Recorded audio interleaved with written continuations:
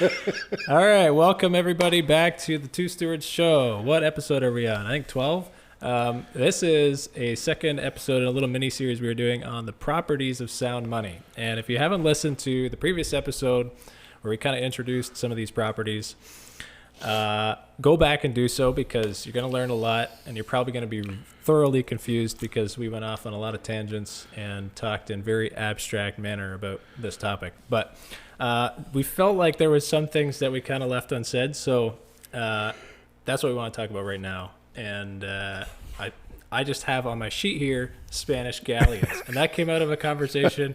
I had never heard that word before, but Mark said it applied to money and sound money in particular, and I think we all need to know about what happened here. So what is the history behind the Spanish galleons, and why is it important to know, Mark?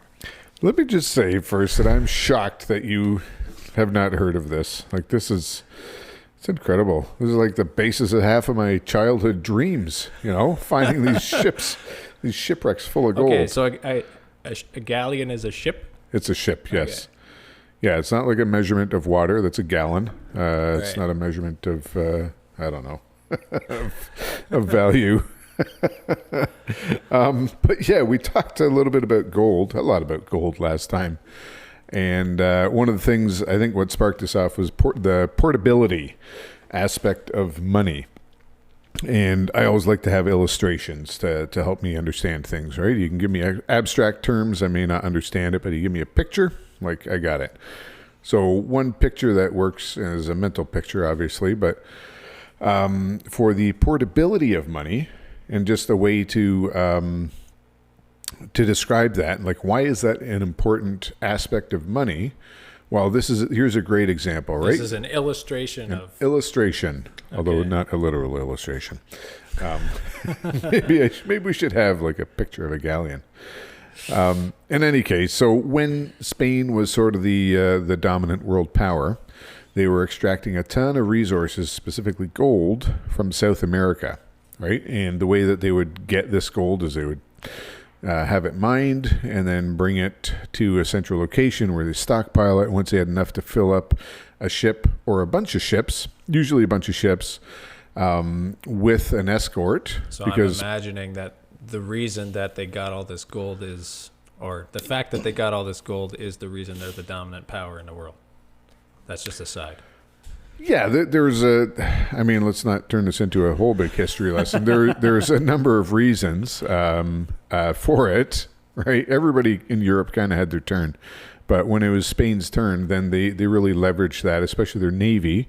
And yeah, they discovered these areas where you could get more gold because we talked about that before, right? They had, what we call sound money, so that was gold. So if a government or a king wanted to do something, he needed to have Gold. the money to do it. He didn't have like an Amex card or, Discover card where like just charge it. Or a central bank. Yeah, a central bank. There were bankers who would loan you money, but it came at quite a price. So one easy way to fund their imperial ambitions to expand the empire was to get more gold, right? And there wasn't a lot of gold in Spain that they could dig up, or not easily because that was all gone. But in the New World, or in South America specifically, there was tons of gold for the taking. Right? Because there's a lot of stuff that was closer to the surface, easily mineable. There's a lot that had been mined by the indigenous peoples there. So they were able to trade gold for different stuff and then just plain out steal it at some point too. But like either way, they got the gold. Pirates were a thing back then, right? So you think Pirates of the Caribbean, right? This is like, have you never watched those? Yeah. Right? Anyways. Right, so you couldn't just send a ship full of gold back home. Sorry, I'm not done my childhood yet. I still got another. No, we're 20 gonna years. we're gonna work through this together, Brent. Okay? Maybe we need a little couch for you to lay on. But anyways, you can't just send a ship, a galleon, back to Spain full of gold because pirates would know about it and they would attacking a country's navy was like a big deal. But if you had a ship full of gold, that was worth so much that it would be worth it, right? So now you have to have like a fleet of ships from Spain sailed down to the New World. So it was a big expense to do that. Yeah. So it had to be worth it, right? So you'd have the actual, like the freight ships and then the warships to protect them, go down, pick up this gold, and then go back. But there's a risk there too, right? Not just the pirates, but weather.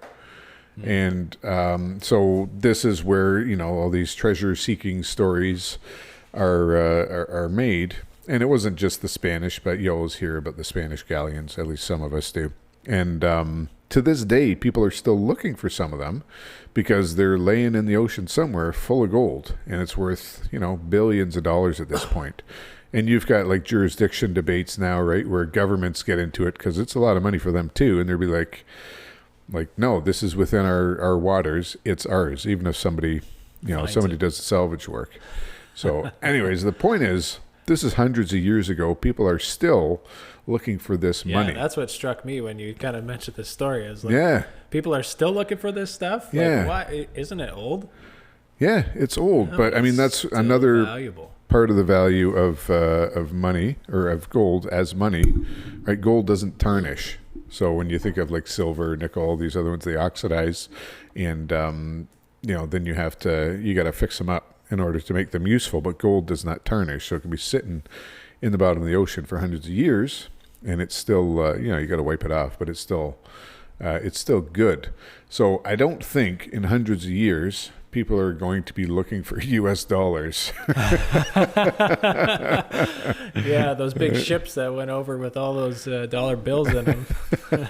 Well, it is. So it's interesting because if you read about some of these big drug kingpins like Pablo Escobar, they had so much cash, physical U.S. dollars, pallets and pallets, that they had to store it somewhere. So occasionally people will find these big lumps of cash just rotting.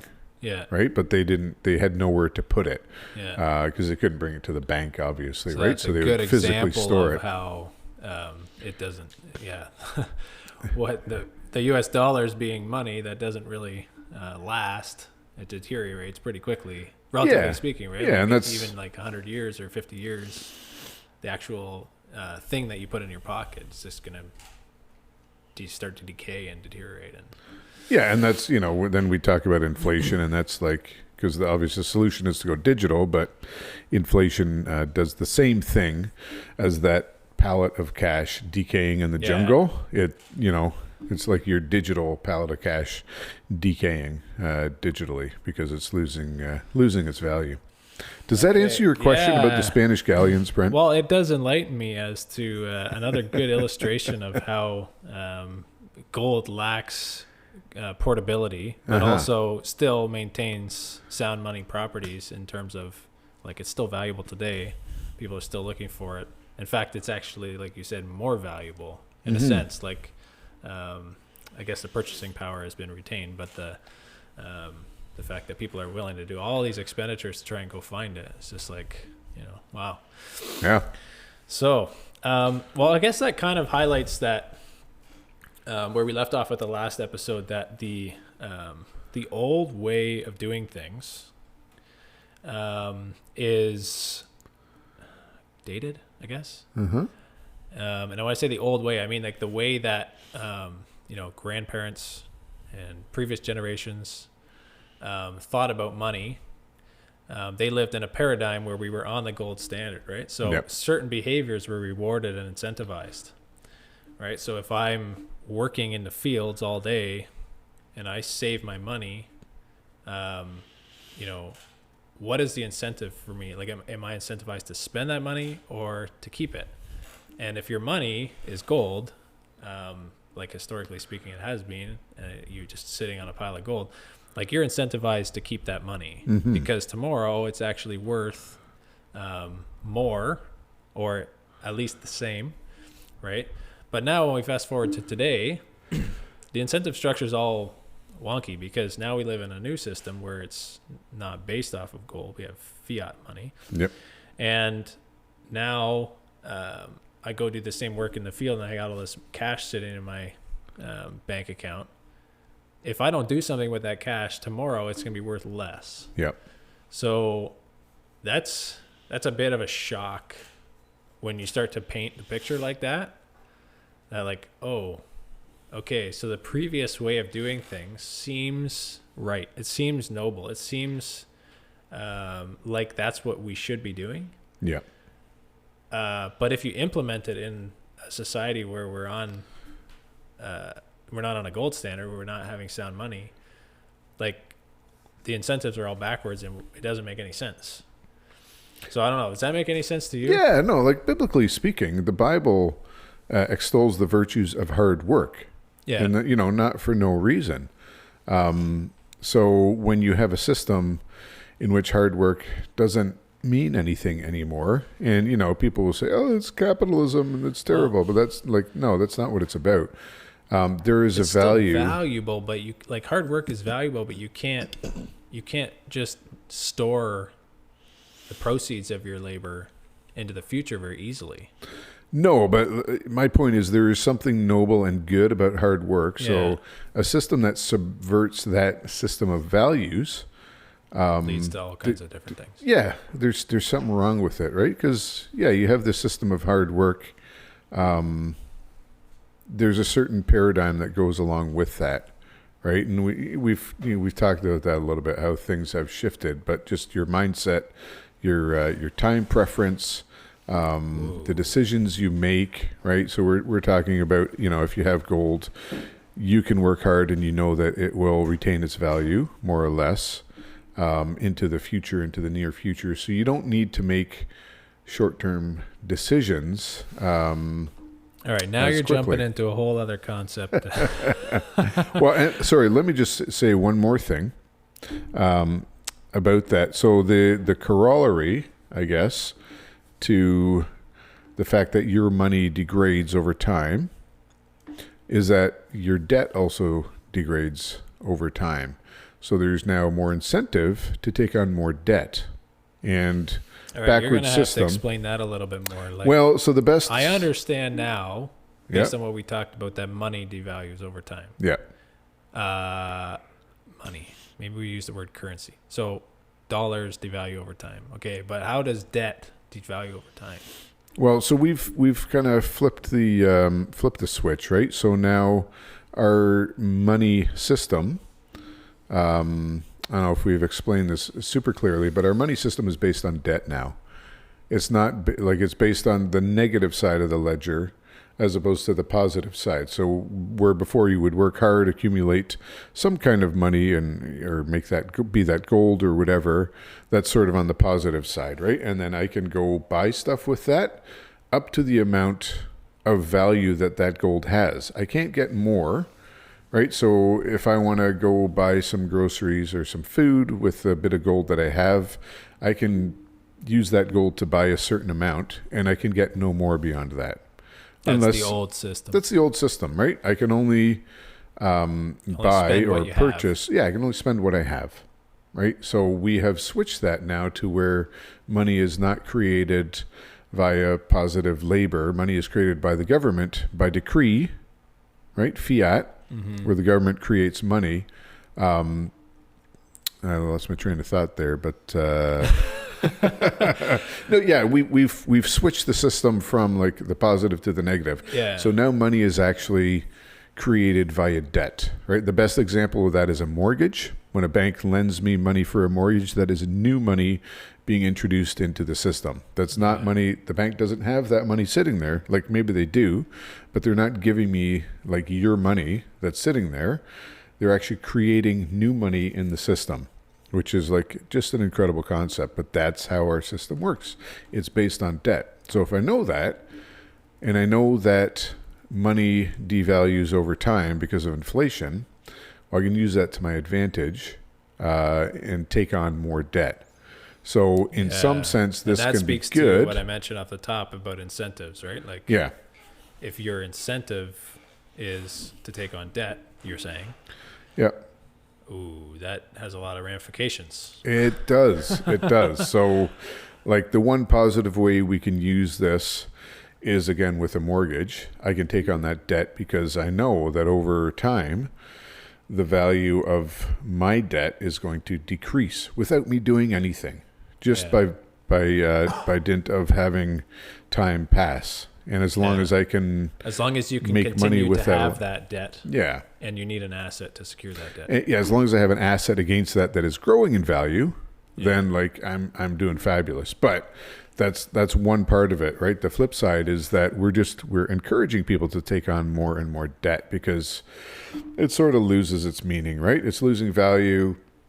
It's not, we have lost sight, I think, of us as a society of, I don't know, I'm probably sounding like an old codger here. We've lost sight of the value of hard work, but we kind of have, right? Yeah. Not everybody has, but the value of work, the value of money, the value of essentially having a long people have that time in preference. themselves where they don't want to work, right? Like everybody's always trying to find an easier way to do something. That's how, the world works, right? You spend your time and what you're good at making something that makes it easier for me to do what I'm doing, and we kind of advance society that way. But I think, you're kind of beating around the bush around this more fundamental thing, which is time preference being, right? Like having an economic system or a monetary system where the old way of saving money is not rewarded. Yep. And we live in a new system where saving money is not rewarded, and spending money is kind of incentivized just by nature of the fact that your money loses value. That has ramifications in terms of time preference, and that's a concept maybe we want to talk a little bit more and flesh it out, because it's basically the degree to which you discount the future for the present, right? Yeah. Yep. Does that make sense? Yeah, that makes sense. Go on. That's a quote from Safe. Okay. I'm not that smart, but yeah. So if people think about the future a lot, right? They're future oriented. They make plans and they make sacrifices. Mm-hmm. That you can think leads to a lot of good. But if people are very near-term thinking and thinking about how can I meet my immediate wants right now, how can I get what I want, that's very inward focused, very selfish, individualistic, consumeristic, and these are all words that kind of we're very familiar with because that's the world we live in, right? Yeah. So why do you think that is? Well, the money is really one of the biggest factors for that kind of. Yeah, and I don't know, is it the state of our money that has driven our culture, or is there a culture that sort of informs how we look at money? And it's probably a little bit of both, I think. Yeah, it undulates back and forth, maybe. Yeah, but I think the money probably has the bigger effect on our culture, and we don't realize it. And this is why we're talking about money. Yeah. Not just because we love money. I mean, although the love of money is the root of all evils, but and I'd be interested to see what is money actually. What we translate it as money, but what is that word in Greek? I don't know. Anyways, we'll have to have a guest on here at some point. Get a minister on maybe.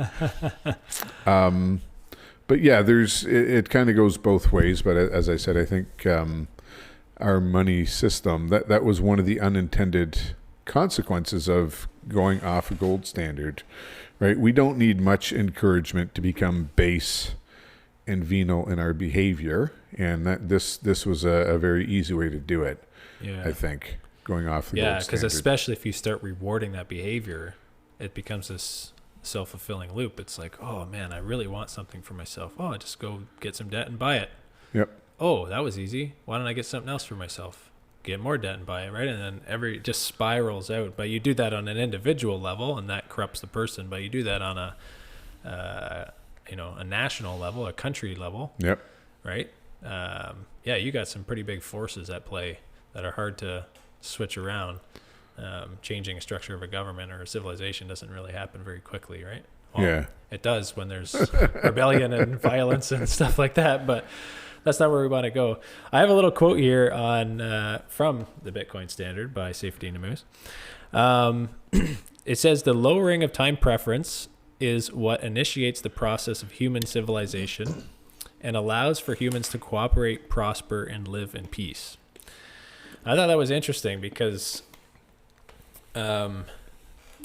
he's talking about civilization happening and people cooperating together, people prospering, right? Yep. We all kind of seek that, your neighbor does well. And you want to live in a society where we can get along, we can see other people do well, and we can mutually benefit from that, right? And we live in peace, and there's no conflict. And he makes the statement that the lowering of time preference is what actually initiates this whole thing. Yeah. So I thought that was interesting because that definitely paints a picture for us that how important it is that we don't discount the future, right? Right. And when you have money that you have to spend now, otherwise it's going to be devalued. It's very hard to, to think about the future and to plan, and to place a greater value on the future than the present, because you're always thinking, oh, like I got this dollar, like it's not gonna be, like you see it in hyperinflation in countries that we've mentioned before, like Venezuela or whatever, Lebanon, where all of a sudden like your currency is debased and you're literally running around trying to spend it on tangible things that actually do hold their value. Maybe they don't hold their value like money should, for years and years, but they hold their value for at least a week, right? You buy a jug of milk. If you're choosing to buy groceries with your money over top of holding the money, you've gone way too far in debasing your currency. But that just speaks to the time preference, where like people are choosing to like spend it now because it's going to lose its value. Yeah. I think there's some like Christian principles there as well. Like Christians, in general will look to the future, and right, because like we look towards an eternal future, right? So we've always kind of got one eye on the radar, right? Like, we've got one eye on the horizon. We're working here, doing our things here, but we really know our reward and our future is much greater, and we're not really working towards that. Yeah, right? It's not of this world. Yeah, it's not of this world. So there's, I don't want to make like hard parallels here, but there is that idea just ingrained in Christianity that to have that higher time preference, that longer view of things, and I think that's good when you can bring that into your life and into your culture. High time preference versus low. Sorry, a low time. I always get this mixed up. The lower time preference, where you put more value on the future. So, and one of the examples that informs your decisions in the present. Yeah, and generally makes for more prudent decision making. Yeah. Like number one, it takes you longer to come to a decision. Yeah. Because you have to think of a whole bunch of different things, not just like, I want this, I'm going to get it right now. There's not a lot of thought in that. That I didn't think about. Oh, shoot. I didn't think about that. Yeah, exactly. Yeah, like I'm going to eat all the all the grain that I have stored up right now because I'm hungry and I love bread. And then when winter comes, you're like, oh, I didn't think about winter. Yeah. Like now I'm hungry and I'm going to die. Yeah. But we use an example last time, or I use an example of you're good at examples. specialization in an economy. So where you can grow wheat and that's great, you can do certain things with it. But if somebody were to build a mill, then you can do so much more with that. Now you can make all kinds of different. You can make bread. You can make pasta. I mean, where would we be without pasta? Yeah. I would like to do an episode just on pasta someday. Okay, just. I will listen to you do the episode on pasta while I'm eating pasta. Well, okay, I'll cook it during the episode, and then we'll eat it. It's like the eighth wonder of the world. You're talking about capital goods. Okay, fine. A capital accumulation. Fine. Capital accumulation. So, in order for a town or a community to build that the mill, thank you. There's a lot of thinking about the future that has to go on, right? Because it's much easier just to use what you have and it seems like a waste of time to go out in the field and work all day. Yeah. It it seems like a really big waste of time when you really need food to sit there chipping away at a stone trying to make a mill. Yeah. Right? Yeah, when there's you, all when kinds you need of food and the food's out in the field and you got to go get it. Yeah, and so you need lumber, so you got to cut down trees or get someone to do that. And you can't eat lumber. You can't, well, if you're a beaver. They don't eat it anyways. But, yeah, you can't, you're doing all these things. You're engaging, and it's not just one person doing this. You need a whole bunch of people to build the structure, to get all these specialized parts to make it, to like maybe you're going to use a windmill or a water wheel to turn that stone. Or you're going to have a horse pulling it. Like you need all these different things and different specializations, which take time and money. So that generally means to do this, you talked about capital accumulation.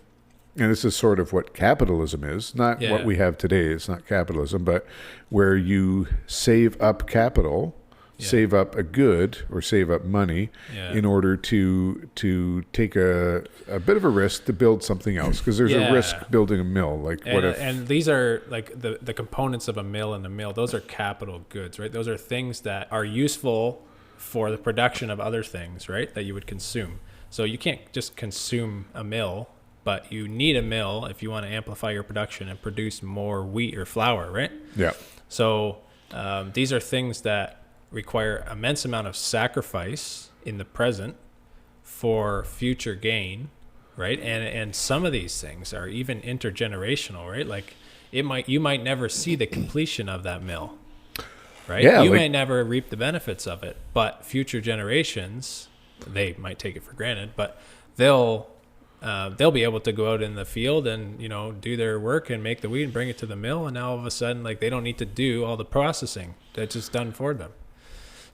Yeah, I mean, there are still mills out there to, like, not on an industrial scale, but there's still ones out there that could work, right? Maybe the stones or the wood structure needs to be rebuilt or maintained, but you can still grind wheat with a lot of these because they were built, right? The stones are still there to do that. And when we look at, generally speaking, and I mean, you're more on the construction side than I am, but even when we're building a structure, we're not planning for it to last 1,000 years. Nobody's building a house. At least I don't think you're, making a duplex or building something where you're like, in 1,000 years, people are still gonna, right? It's expected that this is gonna last, maybe 100 years, maybe with maintenance. Yeah. But not beyond that. Like just think of people building cathedrals. Yeah. In the Middle Ages, where it would be generations of stonemasons working on this building, right? Yeah. Hundreds of years they would take. I mean, there's still that one in Spain, the Sagrada Familia, that is still being built. I know, it's Spain on the brain. Mainly in the plain. Where it's still being built, but that's just an example of just a different culture and a different mindset, right? Yeah. Nothing that and you could say like, oh no, it's none of it's related, but I think a lot of it is related. When you have this mindset, then why would you build a house that would last 1,000 years? Yeah. Because it costs too much for the effort and the time that we're going to put in. So we'll deal with that problem in like 50 years. 50 right? years. Yeah. 30-year shingles that last 5 years. Yeah. It is kind of a sad reality. But when you're aware of it, then you start to see it everywhere, right? Yeah. And you mentioned the construction that we do in construction industry. Yeah, the building materials in many ways have gotten a lot more advanced, and there's cool things that we can do now that we never could be able to, but the durability of these things has gone by the wayside, and like people aren't prepared to pay for something, like you said, that lasts 1,000 years. Yeah.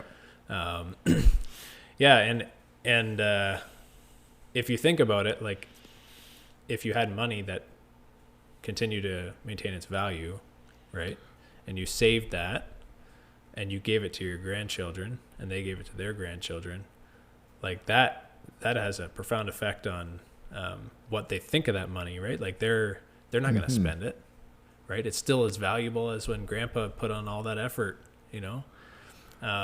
So I guess it kind of translates into, houses, other objects, things that we build and make, in the sense that, like, we built this thing and it lasts and it endures. We simply just don't do that. No. And even the value of the work that Grandpa did, like that is remembered because he did something in order to create this wealth, right? He worked and did something. Yeah. Whereas, like, I know my grandpa worked, whatever. Yeah. No big deal. He just did. Earned $5 a day or $5 a year. Yeah. Well, I think last episode you talked about paper notes not being equal to gold, and I'm like, oh man, like for the Dutch, paper noten are like gold, So maybe he made a couple paper noten a day. Only our Dutch listeners are going to get that. Oh man, I never heard of that one before. You'll hear a lot of new things, Brent, if you stick around for a while. We got to get a bed so I can lay down. So the other thing I wanted to kind of talk about, and we've been rambling on and losing our focus here, but what happens when money loses its attachment to reality, right? And that's essentially what we have now. We have money that is fiat. It no longer, like, it can be printed into existence at the whim of somebody who holds the power. Yeah. And that's not real. Like, that's not actually what should be happening, and that's not real. So what really is happening is that we have institutions that are in power that can control these things, and they're basically manipulating the communication between average guys like me and you and everybody else who are trying to work for a living and trying to communicate the value of our work with other people, right? And they're doing this kind of behind the scenes, but they're manipulating the value of our money. Meanwhile, we're trying to communicate the value to each other, right? So if you see what I'm saying, like, we have a communication channel going between us, and we're using money as a medium of exchange, and we're communicating value back and forth. And, maybe you and I are doing that, but we're doing it as a country. We're doing it, local municipalities. We're doing it in all kinds of different ways across the world in a global economic system. And behind the scenes, there's this guy trying to manipulate it, and he's muddying the signals, right? And we're not making clear communication. So it almost breeds, like, mistrust, and it makes it harder to make calculations. It makes it harder to not only preserve value and think about the future, but then also communicate that to people. I don't know. What do you think about that? Am I off the rails? But no, I think you're right. And I think, we talked about our money informing our culture and vice versa, and our thought processes. And, like, if we look at kind of the era we're in, I would call it like a post-truth era, right? We used to be postmodern, and the idea with truth in that is that it was relative, right? Truth used to be fixed, and I'm talking about the Western world, anyways. Truth used to be a constant for us, and then we kind of shifted to a more relativistic view where everything is relative. So there's truth, but only like one thing in relation to another thing, not there's a central standard that is truth and everything relates to that. And the amount of truthfulness that a thing has is in relation to this standard, right? To whereas now we're in a post-truth society where it's not even, truth isn't even relative. Truth is subjective. So it's what I think it is at this particular time. And that manifests in all kinds of ways, right? Like, I can be whatever gender I feel at this time, and you can't tell me any different because it's subjective, and that is truth. What I say is truth. And that applies to all of our society, right? Yeah. And we can see how either it's manifested in money or the way that money has evolved is manifested in society. Like, they're intertwined. They're intertwined.